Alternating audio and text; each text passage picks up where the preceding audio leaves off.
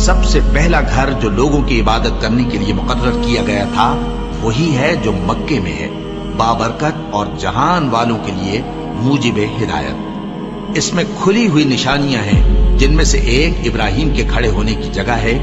جو شخص اس مبارک گھر میں داخل ہوا اس نے امن پا لیا، اور لوگوں پر اللہ کا حق یعنی فرض ہے کہ جو اس گھر تک جانے کا مقدور رکھے وہ اس کا حج کرے، اور جو اس حکم کی تعمیل نہ کرے گا تو اللہ بھی اہل عالم سے بے نیاز ہے۔ اور جب ہم نے خانہ کعبہ کو لوگوں کے لیے جمع ہونے اور امن پانے کی جگہ مقرر کیا اور حکم دیا کہ جس مقام پر ابراہیم کھڑے ہوتے تھے اس کو نماز کی جگہ بنا لو، اور ابراہیم اور اسماعیل کو حکم بھیجا کہ طواف کرنے والوں اور اعتکاف کرنے والوں اور رکوع کرنے والوں اور سجدہ کرنے والوں کے لیے میرے گھر کو پاک صاف رکھا کرو۔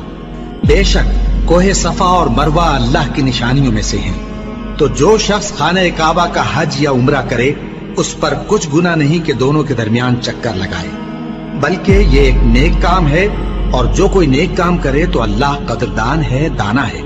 اور اللہ کی خوشنودی کے لیے حج اور عمرے کو پورا کرو، اور اگر راستے میں روک لیے جاؤ تو جیسی قربانی میسر ہو کر دو، اور جب تک قربانی اپنے مقام پر نہ پہنچ جائے سر نہ منڈاؤ۔ اور اگر کوئی تم میں بیمار ہو یا اس کے سر میں کسی طرح کی تکلیف ہو تو اگر وہ سر منڈا لے تو اس کے بدلے روزے رکھے یا صدقہ دے یا قربانی کرے۔ پھر جب تکلیف دور ہو کر تم مطمئن ہو جاؤ تو جو تم میں حج کے وقت تک عمرے سے فائدہ اٹھانا چاہے وہ جیسی قربانی میسر ہو کرے، اور جس کو قربانی نہ ملے وہ 3 روزے ایام حج میں رکھے اور 7 جب واپس ہو۔ یہ پورے 10 ہوئے۔ یہ حکم اس شخص کے لیے ہے جس کے اہل و عیال مکے میں نہ رہتے ہوں۔ اور اللہ سے ڈرتے رہو اور جان رکھو کہ اللہ سخت عذاب دینے والا ہے۔ حج کے مہینے معین ہیں جو معلوم ہیں، تو جو شخص ان مہینوں میں حج کی نیت کر لے تو حج کے دنوں میں نہ عورتوں سے اختلاط کرے، نہ کوئی برا کام کرے اور نہ کسی سے جھگڑے۔ اور جو نیک کام تم کرو گے وہ اللہ کو معلوم ہو جائے گا۔ اور زاد راہ یعنی رستے کا خرچ ساتھ لے جاؤ، کیونکہ بہترین زاد راہ پرہیزگاری ہے۔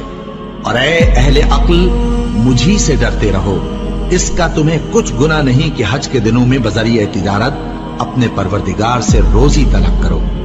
اور جب عرفات سے واپس ہونے لگو تو مشعر حرام یعنی مزدلفہ میں اللہ کا ذکر کرو، اور اس طرح ذکر کرو جس طرح اس نے تم کو سکھایا، اور اس سے پیشتر تم لوگ ان طریقوں سے محض ناواقف تھے۔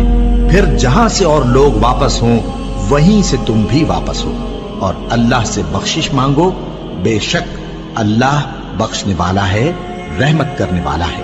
پھر جب حج کے تمام ارکان پورے کر چکو تو منی میں اللہ کو یاد کرو